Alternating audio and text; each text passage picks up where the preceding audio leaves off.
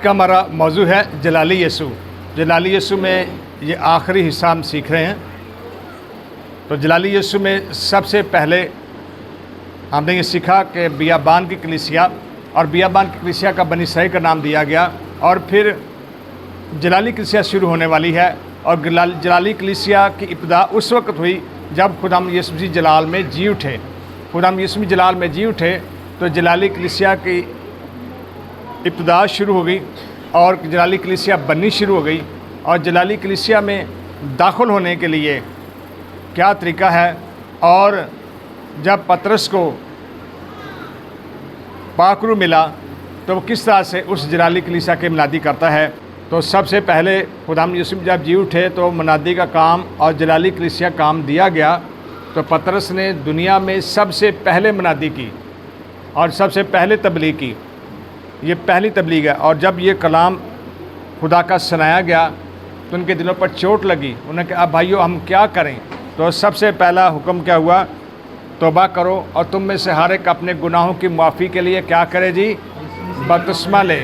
तो सबसे पहले जलाली कलीसिया यानी आसमान की बादशाही में दाखिल होने का सबसे पहला हुक्म और तरीका क्या है, तौबा करना, और दूसरा है पानी का बपतिस्मा लेना, और वो दुआ करने में मशगूल रहे।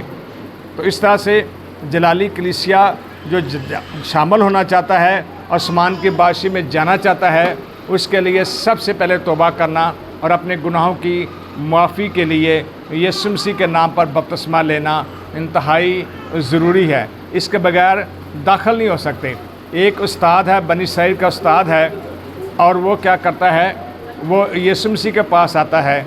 वो यीशु मसीह के पास आया इसलिए कि वो किस तरह से वो ज़िंदगी यानी कि आसमान की बादशाही और जलाली यीशु में दाखिल हो सकता है। बाइबल का उस्ताद है, वो यही सीखने आया, रात को पूछने आया कि मैं जन्नतुल फिरदौस में उस जलाली कलीसिया का रुकन आसमान की बादशाही में कैसे जा सकता हूँ। तो यीशु मसीह ने कहा जब तक नए सिरे से पैदा ना हो। तो नए सिरे से पैदा होना दो तरह का होता है, पहला है जिस्मानी और दूसरा है रूहानी। जिस्म से हम पैदा होते हैं, कोई शख्स जिस्म से पैदा होता है, और जब हम जलाली कलीसिया में शामिल होना चाहते हैं ताकि आसमान की बादशाही में चले जाएं, तो फिर में रूह से पैदा होता है। जब तक हम रूह से पैदा ना हों आसमान की बादशाही को में दाखिल होना तो दरकिनार हम देख भी नहीं सकते कि वो कैसी है, कैसे लोग हैं। मैं आपको बताना चाहता हूँ कि यहाँ पर अक्सर पेशतर लोग ऐसे आते हैं जो जिस्मानी होते हैं, और वो यहाँ पर फिर जलाली काम देखते हैं, लेकिन जलाली कामों में शामिल नहीं हो सकते, उनकी ज़िंदगी में शामिल नहीं हो सकते, और उनकी ज़िंदगी में जलाली काम नहीं होते। क्योंकि जलाली काम होने के लिए एक ही तरीका है, और वो तरीका है कि जब तक वो ना करेंगे उसके बगैर वो जलाल को देख नहीं सकते, जलाल उनके ज़ाहिर नहीं हो सकता, जलाल को छू नहीं सकते और जलाल को पा नहीं सकते। खुदाम यीशु ने कहा मेरे नाम से बदरूह को निकालेंगे, बीमारों को हाथ रखेंगे अच्छे हो जाएंगे, नई नई ज़बानें बोलेंगे, और कोई हलाक करने वाली चीज़ पीने का ज़रूर ना पहुँचेगा। ये सारे जलाली काम हैं, जलाली यीशु काम है। और ये उस वक्त होते हैं जब आप तौबा करते हैं, पानी का बपतिस्मा लेते हैं और दुआ में ठहरते हैं, पाकरू को हासिल करते हैं, तो फिर आपके अंदर से जलाली काम शुरू हो जाते हैं। मौज़ात का दरिया शुरू हो जाता है, शिफा का दरिया शुरू हो जाता है, और बड़े बड़े काम शुरू हो जाते हैं। इसके बगैर हम इन चीज़ों को देख भी नहीं सकते।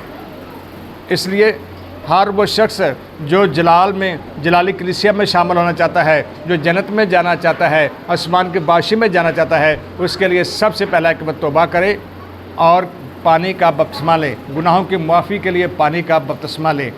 तो इसलिए खुदा चाहता है कि हम सब क्या करें जी, हम सब उसके जलाल में दाखिल हों, आसमान की बादशाही में दाखिल हों और हमेशा की ज़िंदगी पाएँ। हमने सीखा कि जलाल में दाखिल होने के लिए जलाली यीशु ने जलाल में जी उठा और हमें जलाली बनाया ताकि हम उसके साथ जलाली हो जाएं और जलाल के कामों को देखें। आमीन।